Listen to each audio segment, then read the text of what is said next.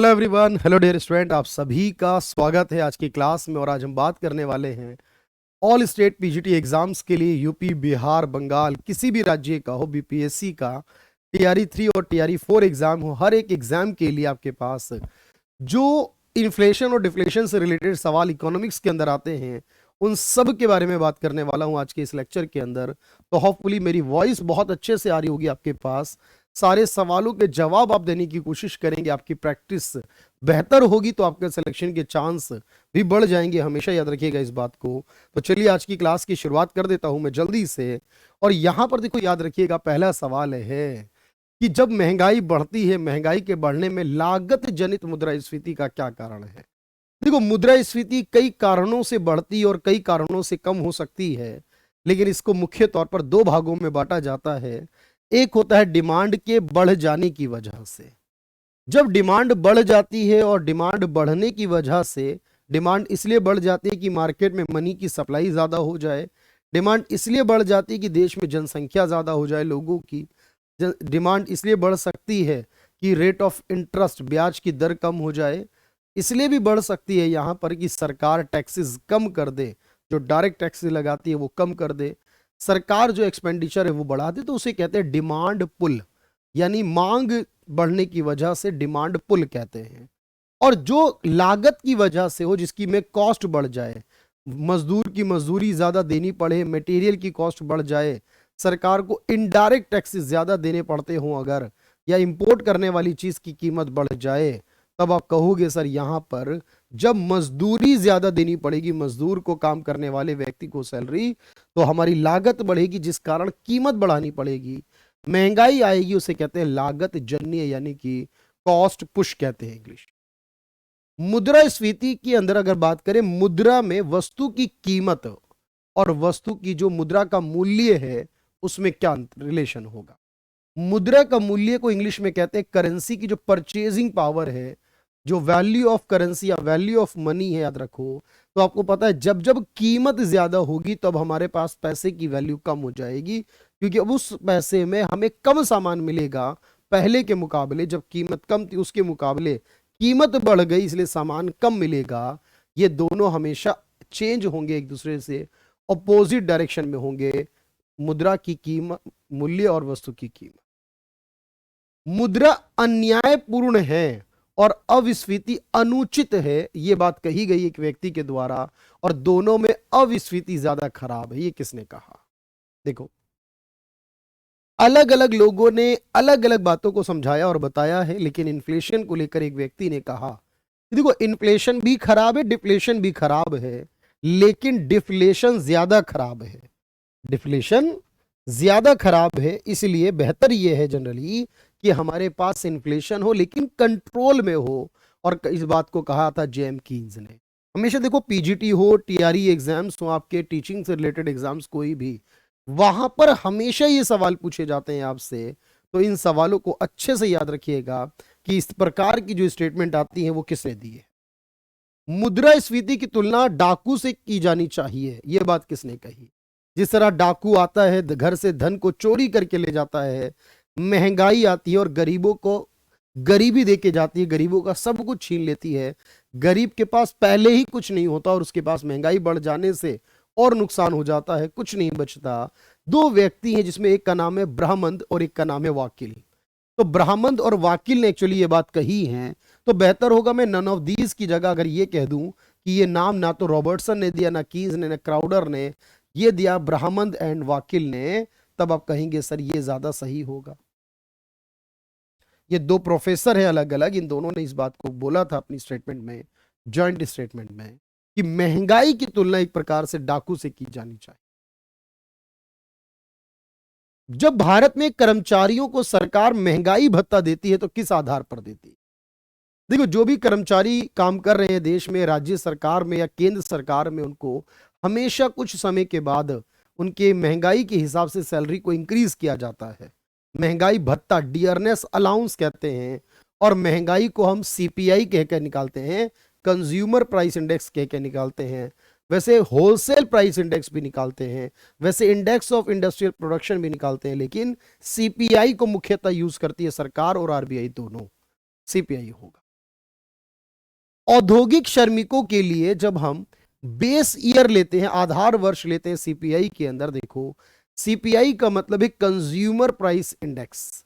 ये महंगाई का एक तरीका है और इसमें 4 पार्ट होते हैं: CPI industrial worker, CPI agriculture labour, CPI rural labour और सीपीआई कंबाइंड यानी अर्बन प्लस रूरल दोनों। जब इंडस्ट्रियल वर्कर लेते हैं तब उसका बेस ईयर लेते हैं 2016। जब सीपीआई एग्रीकल्चर लेबर या रूरल लेबर लेते हैं, उन दोनों के केस में बेस ईयर लेते हैं 1986-87। और जब हम लेते हैं सीपीआई कंबाइंड यानी अर्बन रूरल दोनों, और नॉर्मली इसी को सीपीआई मानकर चल रहे होते हैं, तो 2012। लेकिन जब डब्ल्यूपीआई लेते हैं, होलसेल प्राइस इंडेक्स या इंडेक्स ऑफ इंडस्ट्रियल प्रोडक्शन, या जीडीपी डिफ्लेटर निकालने के लिए रियल जीडीपी निकालते हैं, वो सब निकालते हैं 2011-12 के बीच। तो ये फर्क पता होना चाहिए कि सर इंडस्ट्रियल वर्कर के लिए बेस ईयर अलग है, एग्रीकल्चर लेबर के लिए अलग और बाकी के लिए। स्टैगफ्लेशन किसे कहते हैं? देखो, जब कभी ऐसी सिचुएशन आ जाती है देश में कि जो महंगाई है, जो इन्फ्लेशन है वो ज्यादा चल रही है, जो अनएम्प्लॉयमेंट है वो भी ज्यादा है, और जो इकोनॉमी की ग्रोथ है वो कम है, यानी मंदी में जा रहा है देश, महंगाई बढ़ रही है, बेरोजगारी बढ़ रही है और देश मंदी में जा रहा है, या देश की ग्रोथ स्लो या लो हो रही है, ऐसी पर्टिकुलर सिचुएशन को स्टैगफ्लेशन बोलते हैं सर। तो उस आधार पर अगर हम देखें तो जब उच्च बेरोजगारी दर और उच्च मुद्रास्फीति हो, जब महंगाई ज्यादा हो, बेरोजगारी ज्यादा हो, तो उस पर्टिकुलर टाइम को हम बोलते हैं कि वो स्टैगफ्लेशन है। फिलिप्स वक्र में जो लॉन्ग टर्म में जो आकार बनता है वो कैसा होता है? देखो, फिलिप्स कर्व ये कहता है कि महंगाई और बेरोजगारी, इन दोनों का जो संबंध है वो नेगेटिव है, लेकिन वो शॉर्ट रन में होता है। बहुत ध्यान से देखना, जब हम शॉर्ट रन में अल्पकाल में बनाते हैं तो कुछ ऐसा बनता है, लेकिन लॉन्ग रन में कहता है कि महंगाई का बेरोजगारी से कोई कनेक्शन नहीं है। यानी अगर एक तरफ हम बेरोजगारी लेते हैं और एक तरफ महंगाई, एक तरफ बेरोजगारी है और एक तरफ इन्फ्लेशन यानी कि महंगाई है, तो शॉर्ट रन में तो यह पता चलता है कि महंगाई कम होगी तो बेरोजगारी बढ़ेगी।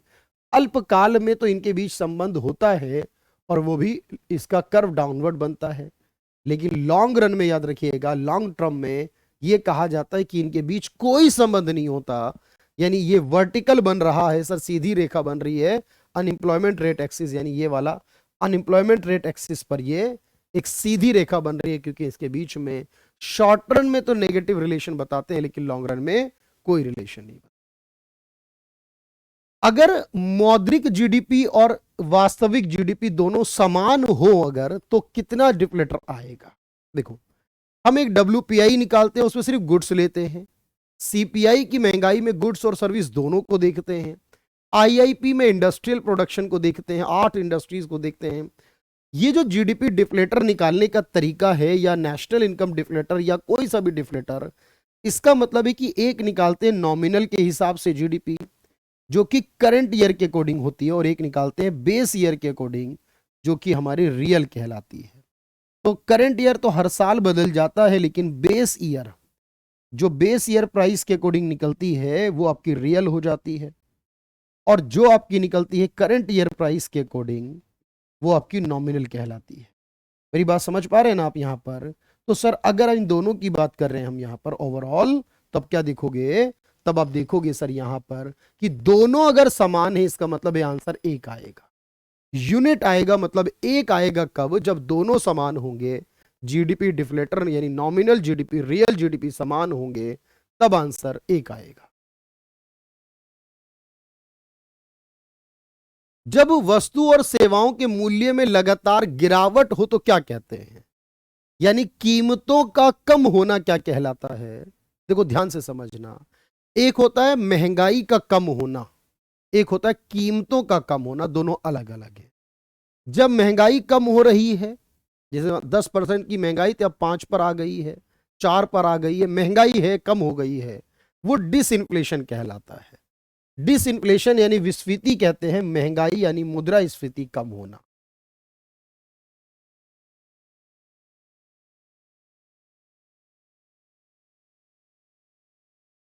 और डिफ्लेशन कहते हैं अपस्फीति या अविस्फीति कहते हैं कीमत में कम होना। क्योंकि कीमत जब कम होगी तो महंगाई ऋणात्मक होगी। तो ये दोनों में फर्क समझना, जब कीमत में कम होना बोला जाए तो वो डिफ्लेशन हो जाता है, याद रखते।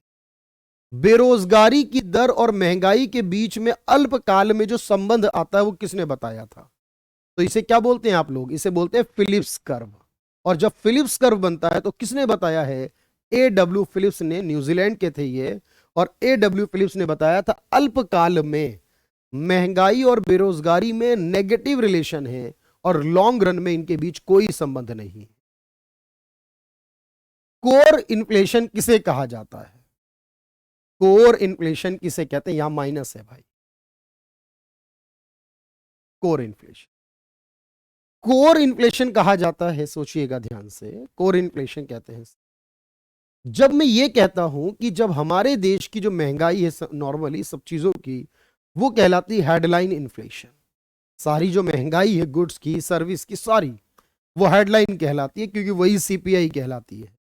उसमें से food and energy, food and fuel, food और एनर्जी की महंगाई जो बहुत जल्दी चेंज होने वाली चीजें हैं, इनको हटा दिया जाए तो बाकी चीजें जो वॉलेटाइल नेचर की चीजें, उनको हटाने के बाद जो बचता है सर उसे कोर कहते हैं। यानी कोर इन्फ्लेशन निकालना हो तो मुझे हेडलाइन इन्फ्लेशन में से खाद्य वस्तुओं की और ईंधन वस्तु की, इनकी महंगाई को हमें माइनस करना होगा, food inflation plus fuel inflation. जब फूड और फ्यूल की इन्फ्लेशन को मिलाने के बाद घटा देंगे हेडलाइन में से, तब जो बनेगा उसे कोर कहा जाता है, कोर इन्फ्लेशन। इनमें से मुद्रास्फीति बढ़ने की संभावना सबसे अधिक कब हो सकती है? इनमें से किस तरह से महंगाई के बढ़ने की संभावना सबसे ज्यादा हो सकती है? Most inflationary. देखो याद रखना, जब हम ऋण चुकाते हैं तो इससे महंगाई कम होती है।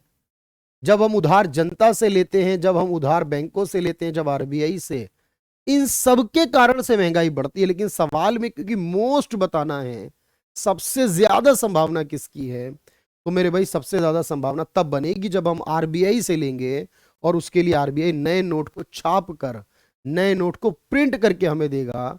तो बजट घाटे को पूरा करने के लिए जब नए धन का सृजन किया जाए तो महंगाई बढ़ने की संभावना सबसे ज्यादा बन जाती है। अगला सवाल क्या कहता है? अगला सवाल है कि महंगाई से किसको फायदा किसको नुकसान होगा? देखो, हमें जो भी ब्याज मिल रहा है, जो भी प्रॉफिट हमें हो रहा है, महंगाई हमेशा हमारे ब्याज को, हमारे प्रॉफिट को घटा देती है, कम कर देती है। तो जो भी इन्वेस्टमेंट करता है, जो भी शेयर डिवेंचर बॉन्ड में लगाता है, जो डिपॉजिट करता है, जो किसी को उधार देता है, तो हमेशा याद रखना मुद्रास्फीति कर्जदार के लिए, जो कर्ज लेने वाला है उसके लिए तो लाभदायक है। लेकिन जो बॉन्ड खरीद रहा हो, जो शेयर खरीद रहा हो, जो बैंक में लगा रहा हो, निवेश कर रहा हो, उसके लिए लाभदायक नहीं हो सकती। तो महंगाई जो डेटर्स हैं, जो कर्जदार बोरोअर्स हैं, उनके लिए लाभदायक हो सकती है। उधार देने वाला लेंडर होता है जो, उसके लिए, क्रेडिटर इन्वेस्टर के लिए नहीं हो सकती। जब हम ये कहते हैं कि हमारे देश में हमें क्या चेंज करना है, करों में महत्वपूर्ण कमी कर दी जाए, यानी कर कम कर दिए जाएं, टैक्स कम कर दिए जाएं। अगर सरकार हमारी इनकम पर लगने वाले, कंपनियों के प्रॉफिट पर लगने वाले, यानी यहां पर इसका अर्थ डायरेक्ट टैक्स से है, अगर टैक्सेस हमारे कम कर दिए जाएं तो क्या होगा? तो टैक्सेस अगर कम कर दिए गए तो अर्थव्यवस्था में ज्यादा पैसा अवेलेबल होगा, लोग ज्यादा खर्च करेंगे और इससे महंगाई भी बढ़ेगी। माफ कीजिएगा, अर्थव्यवस्था में विस्तार के साथ महंगाई, ये ऑप्शन बेहतर है, क्योंकि यहां महंगाई बढ़ेगी। जितना टैक्स कम देंगे, लोग इनडायरेक्टली, आप कहिए ज्यादा बचा लेंगे। सर्विस 100 रुपए कमाते, 10 रुपए टैक्स देते, 90 बचते हैं। अब 8 रुपए टैक्स लगने लग जाए तो 92 बचेंगे, 2 रुपए ज्यादा बचेंगे, ज्यादा मनी सप्लाई 2 रुपए की होगी, ज्यादा महंगाई इस कारण से होगी। इसे कहा जाता है कि हमारे देश में इन्फ्लेशन भी आ जाएगा, एक्सपेंशन भी हो जाएगा। फिर यही सवाल है कि महंगाई से किसको फायदा है किसको नुकसान है? मैंने बताया, जो उधार देने वाला है, जो क्रेडिटर कहलाता है, लेंडर कहलाता है, जो इन्वेस्टर है, जो डिपॉजिटर है, उसको नुकसान है। और जो उधार लेता है, डेटर होता है, यानी बोरोअर होता है, उधार लेने वाला, उसको फायदा है। तब आप कहोगे कि दोनों बातें सही हैं, कि ऋणदाता, ऋण देने वाले के लिए नुकसान और ऋण लेने वाले के लिए फायदा है। डिसइंफ्लेशन किसे कहते हैं? मैंने आपको बताया, जब मैंने कहा था महंगाई में कमी आती है, देखो एक होता है कीमतों में कमी आना, वो डिफ्लेशन कहलाता है सर। डिफ्लेशन है कीमत का कम होना, और डिसइंफ्लेशन कहलाता है जब महंगाई जो हो देश में, यानी जो हमारा rate of increase of price है, rate of increase of price को कहते हैं इन्फ्लेशन है। जब ये इन्फ्लेशन हमारा स्लो डाउन हो जाए, जब ये हमारे इन्फ्लेशन में कमी आने लग जाए, इन्फ्लेशन यानी वस्तु और सेवाओं के मूल्य में जो वृद्धि थी वो मंदी पड़ने लगे, धीरे धीरे घटने लग जाए वापस से, तब उसको डिसइन्फ्लेशन कहते हैं। देखो मूल्य में लगातार गिरावट हो तो इसे डिफ्लेशन कहते हैं, और इसलिए मैंने कहा था डिफ्लेशन और डिसइन्फ्लेशन दोनों अलग अलग चीज। हाइपर इन्फ्लेशन किसे कहा जाता है? देखो जब महंगाई बढ़ती है तब उसके अलग अलग नाम होते हैं। जब महंगाई 0 से लेकर लगभग 3-4% के आसपास होती है उसे क्रीपिंग कहते हैं। उसके बाद वो 10% तक पहुंचती है तो उसको वॉकिंग कहते हैं। 10 के ऊपर हो जाती है तो उसको रनिंग कहते हैं। 20 के ऊपर हो जाए तो उसे गैलोपिंग कहते हैं। और जब वो 100% के ऊपर पहुंच जाए, 3 अंकों में पहुंच जाए, जब इतनी ज्यादा हो जाए कि उसको कंट्रोल करना मुश्किल होने लगे, तो जब महंगाई की दर बहुत ज्यादा बढ़ जाती है सर, और यहां पर जो दिए गए ऑप्शन में सबसे ज्यादा कब है, जब वो 3 अंकों में पहुंच जाए, यानी 100% या इसके ऊपर हो जाए, तब उसे आप कहोगे कि सर वो हाइपर इन्फ्लेशन बन गया देश के अंदर। श्रिंकफ्लेशन पे सवाल पूछा जा रहा है। देखो श्रिंकफ्लेशन, देखो क्या होता है, कई बार आपने देखा होगा कि बहुत सारे ऐसे प्रोडक्ट मार्केट में जिनके रेट में कोई चेंज नहीं किया जाता, जितने के आ रहे थे उतने के अभी भी आते हैं सर, पर उनकी जो क्वांटिटी है, उसके अंदर जो सामान है, जो प्रोडक्ट की का वजन है, भार है, वो कम कर दिया जाता है। इसे छिपी हुई महंगाई कहते हैं एक तरह से। तो जब आप कह दोगे कि सर श्रिंकफ्लेशन वो है जिसमें प्राइस सेम रहता है, साइज घटा दिया जाता है, क्वांटिटी यानी कम कर दी जाती है, और इसको ही छिपी हुई बेरोजगारी माना जाता है, तो ये बातें सही हो जाती। इसी को छिपी हुई कहते हैं सर, इसी को श्रिंकफ्लेशन कहते हैं। अच्छा, महंगाई अगर बढ़ रही है तो इनमें से क्या उपाय होगा महंगाई को कम करने का? इनमें से क्या कर देने से महंगाई में कमी आ जाएगी? मेरे भाई समझना,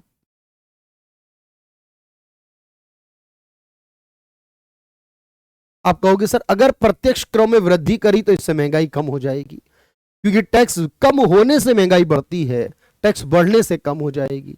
ब्याज दर अगर कम कर दें तो इससे महंगाई और बढ़ेगी। सरकारी खर्च बढ़ा दें तो इससे महंगाई और बढ़ेगी, क्योंकि महंगाई को बढ़ाने वाले कारण है 2 और 3, महंगाई को कम करने का कारण है 1 नंबर। तो किसी कारण से महंगाई कम होती है, किसी कारण से महंगाई ज्यादा होती है। तो जब महंगाई हमारी कम होती है, ज्यादा होती है, याद रखना, तो महंगाई का घटना और महंगाई का बढ़ना ये 2 अलग अलग चीजें हैं भाई। अब देखो यहां पर सबसे इंपॉर्टेंट है कि सर ऐसी बहुत सारी चीजें हम लेकर आते हैं, बार बार उस पर बात भी करते हैं भाई। तो मेरे दोस्त याद रखिएगा, अगर आप इस तरह के कंसेप्ट को पढ़ना चाहते हैं मेरे साथ, तो इसके लिए देखो मैं एक स्पेसिफिकली ऑल स्टेट पीजीटी के लिए इकोनॉमिक्स प्रैक्टिस बैच लेकर आया हूं, जिसमें आप यूपी के लिए जा सकते हो पीजीटी देने, बिहार का टीआरई 3 टीआरई 4 के लिए इकोनॉमिक्स टीचर बनना है अगर, उसके लिए भी आप जा सकते हो यहां पर। उसके अलावा भी किसी राज्य का, उत्तराखंड हो, हिमाचल हो, बंगाल हो, हर एक स्टेट में अगर आप हिंदी इंग्लिश में से एक भाषा समझ पा रहे हो, बंगाल में भी, तो भी मैं बात कर रहा हूं आपसे, सारा का सारा कवर हो जाएगा। तो आप इस बैच को ज्वाइन कर सकते हैं प्रैक्टिस को मेरे साथ बेहतर तरीके से कंटिन्यू करने के लिए। और ये कुछ क्वेश्चंस भी जो हैं एग्जाम के पॉइंट ऑफ व्यू से बहुत जरूरी होने वाले हैं। चलिए भाई, thank you everyone, thank you so much.